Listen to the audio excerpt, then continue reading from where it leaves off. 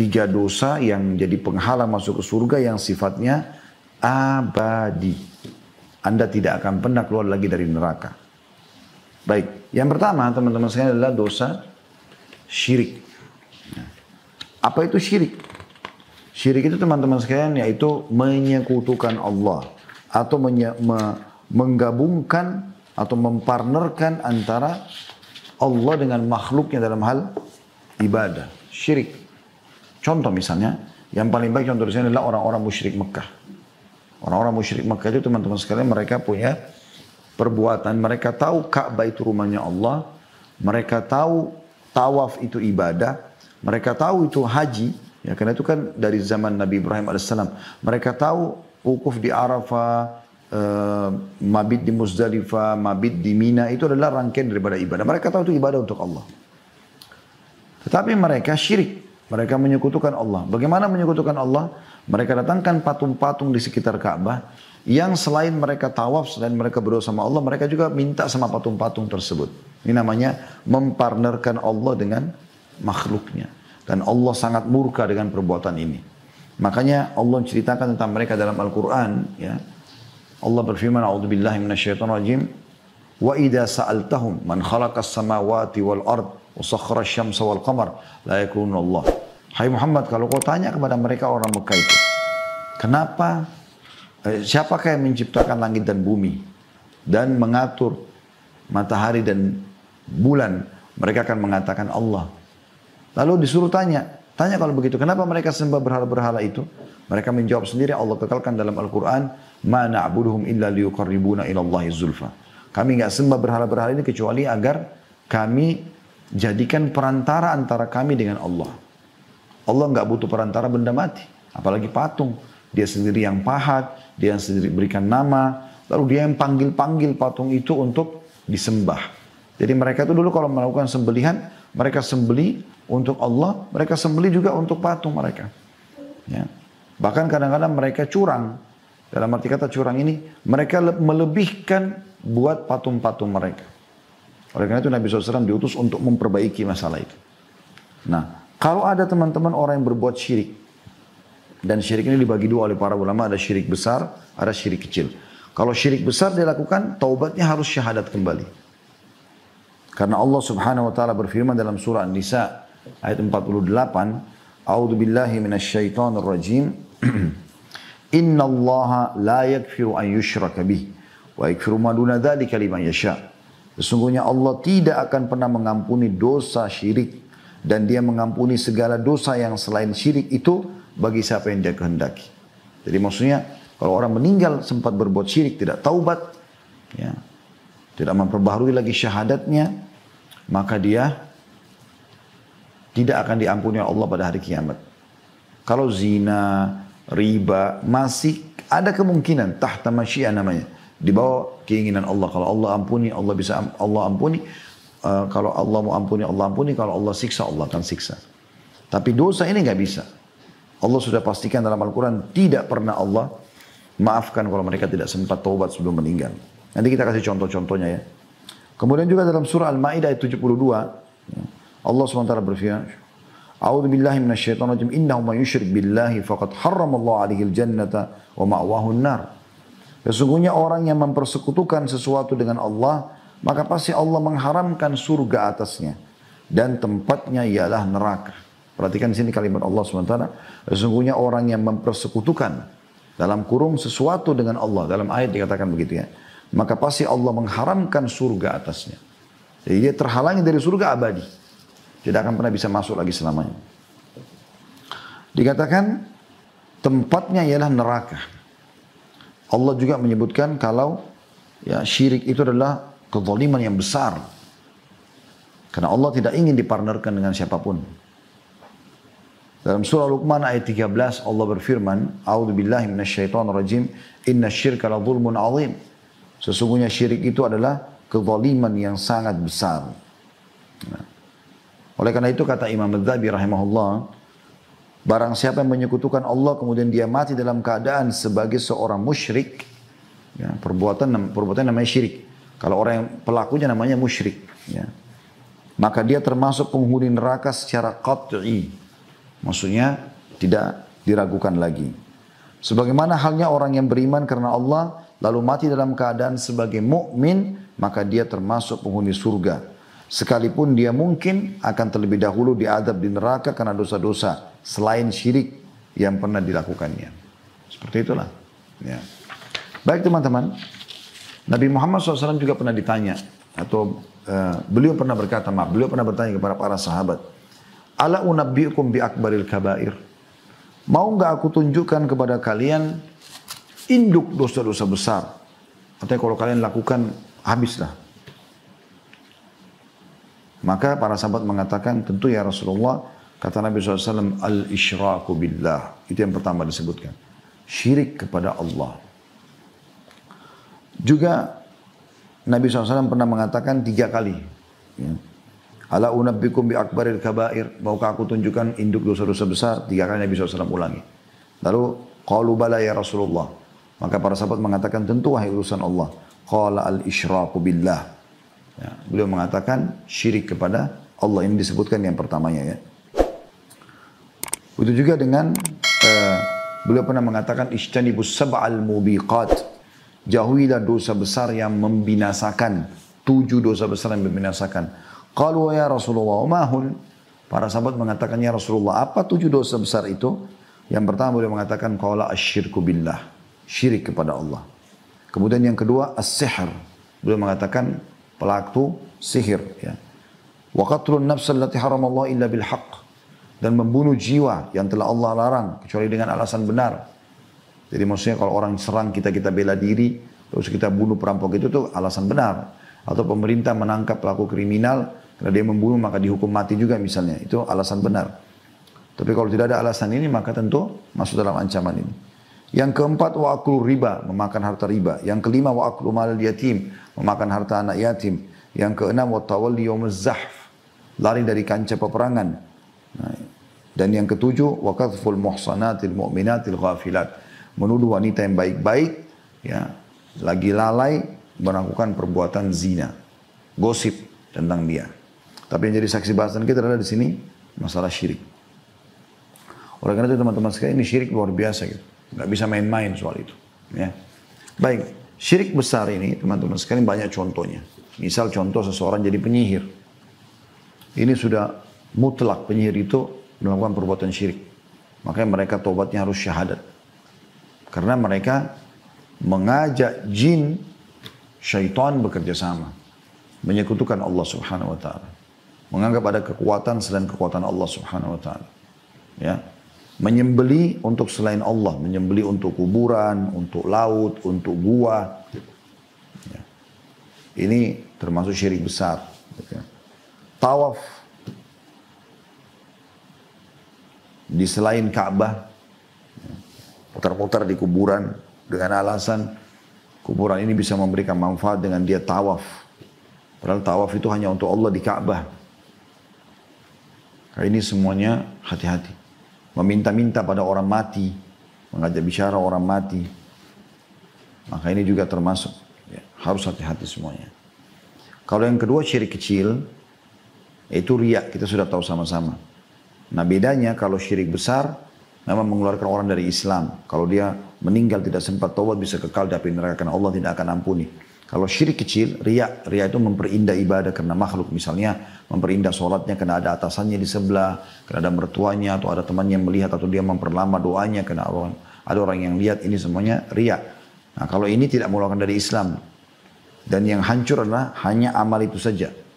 Jadi riya misalnya dalam sholatnya, sholat itu tidak diterima. Gitu ya. Dan dia tidak akan mengekalkan dalam api neraka. Tapi dia juga dosa besar. Tetap bisa disiksa di dalam api neraka. Dan ini yang pertama teman-teman sekalian. Dari 3 jenis dosa yang menjadi penghalang masuk ke surga. Yang sifatnya penghalang abadi ya. Karena saya bilang tadi kalau kita bahas semuanya. Termasuk penghalang sementara. Dari dosa-dosa besar. Yang ada maka itu. Malah akan panjang bahasanya. Dan Anda bisa kembali ke bahasan kami di bahasan tentang dosa-dosa besar. Insya Allah sudah 140 sekian dosa besar yang harus kita hindari tentunya. Ya. Baik teman-teman sekalian, Kita akan masuk ke dosa besar yang kedua. Maksud saya dari 3 tadi itu ya. Yaitu kekafiran secara umum. Kafiran. Jadi orang-orang kafir. Dan kita sebagai seorang muslim tidak boleh ragu tentang kekafiran orang-orang selain Islam.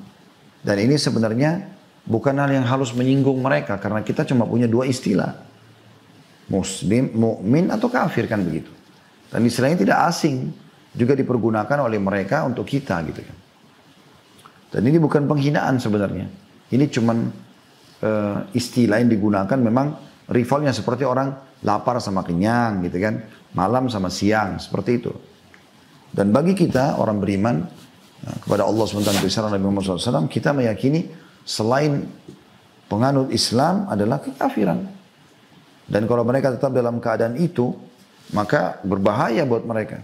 Mereka bisa kekal selamanya dalam api neraka, gitu kan? Dan ini jelas sekali dalil-dalil tentang masalah itu.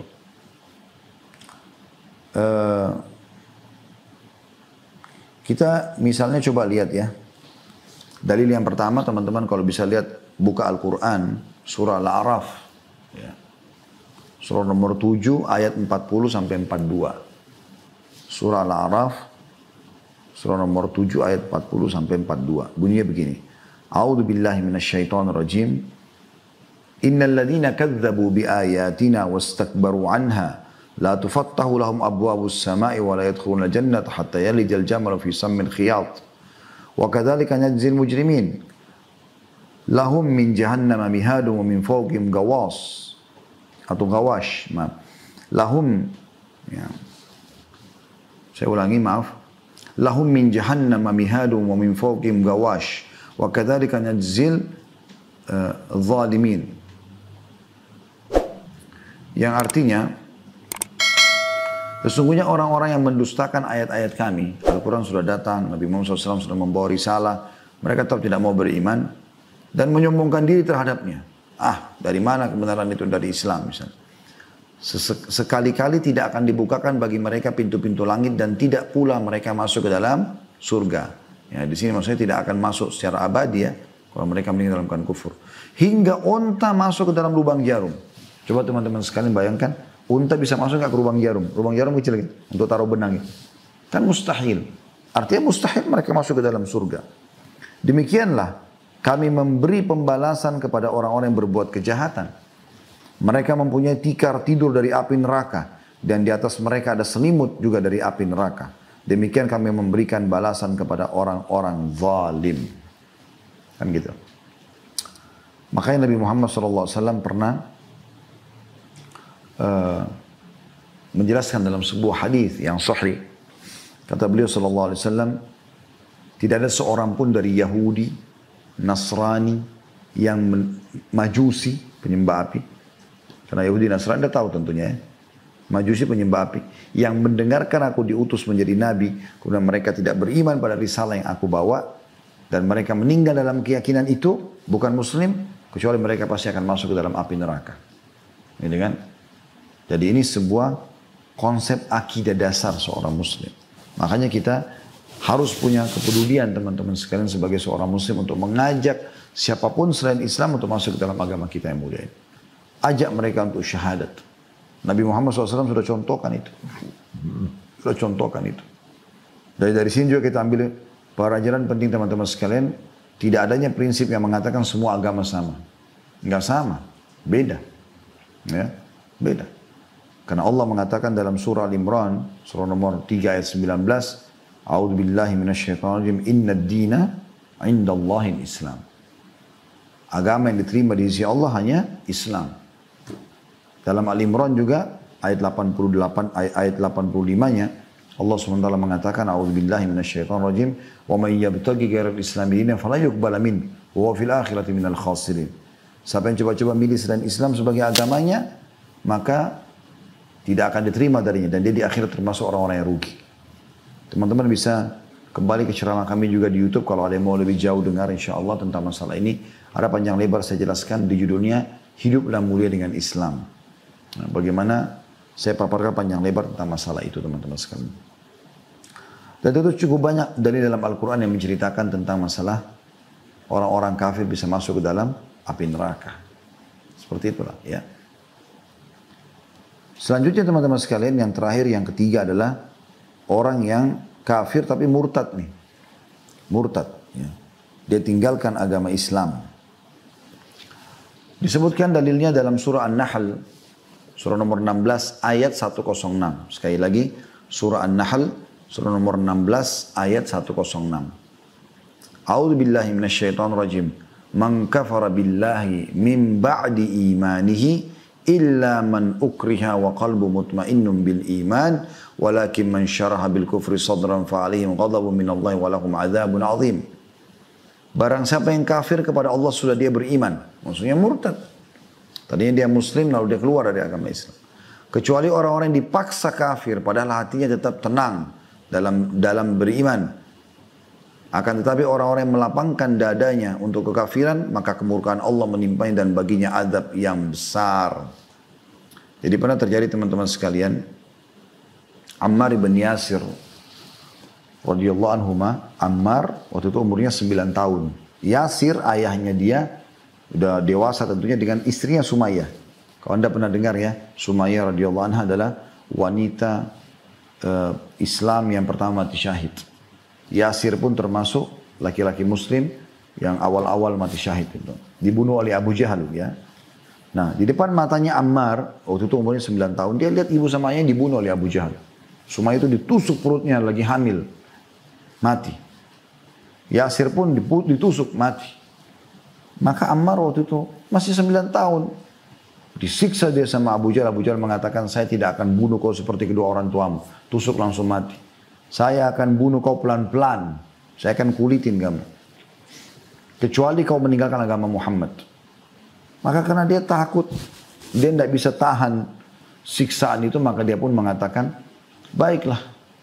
Abu Jahal rupanya tidak puas. Ya. Dia bilang, baiklah, maksudnya saya tinggalkan agama Muhammad. Abu Jahal tidak puas, lewat seekor unta, kata Abu Jahal, saya tidak akan lepaskan kau sampai kau bilang, unta ini Tuhanku. Betul-betul kalimat kufur. Jadi bukan lagi Allah, tapi unta ini. Maka Ammar mengatakan, unta itu Tuhanku. Karena kesakitan udah. Maka dibebaskan oleh Abu Jahal. Setelah itu Ammar menyesal luar biasa. Kenapa dia tidak susul saja kedua orang tuanya mati syahid. Tapi 9 tahun kita bisa bayangkan bagaimana anak-anak 9 tahun pastilah ketakutan gitu kan. Lalu dia datang kepada Nabi SAW dan dia sampaikan masalah itu. Ya Rasulullah, begini kejadiannya. Apa kata Nabi SAW dalam hadis yang sahih? Diriwayatkan oleh Al-Hakim dalam kitab Mustadrak, Al-Baihaqi dalam Sunan Al-Kubra. Ya. Dia mengatakan, Kaifa tajid qalbak? Bagaimana pada saat itu hatimu, hai Ammar? Ammar bilang, mutmainnun bil iman. Hatiku sangat tenang dengan keimanan. Aku tidak pernah niat mau murtad itu. Kata Nabi SAW, in adu fa'ud. Kalau begitu, kalau mereka paksa lagi kau besok mengucapkan itu, maka ucapkan saja. Karena kau tidak maksud itu. Tetapi jadi saksi bahasan kita adalah potongan awal daripada ya, hadis ini. Bagaimana, atau potongan awal ayat ini dalam surah An-Nahl tadi. Barang siapa yang kafir kepada Allah sesudah dia beriman, maka dia akan mendapatkan murka Allah. Kecuali orang yang dipaksa kafir dari kisah Ammar radhiyallahu anhu, padahal hatinya tetap tenang dalam keadaan atau dalam iman. Akan tapi orang-orang yang melapangkan dadanya untuk kekafiran, maka kemurkaan Allah menimpanya dan baginya azab yang besar. Disebutkan dalam sebuah hadis yang sahih, "Man baddala dinahu faqtuluh." Siapa yang mengganti agamanya, maka hukumnya adalah hukuman mati. Jadi saking tegasnya. Tapi tentu ini bukan individu yang melakukan ya, tetapi ya, pemerintah muslim yang ada gitu ya. Allahu a'lam.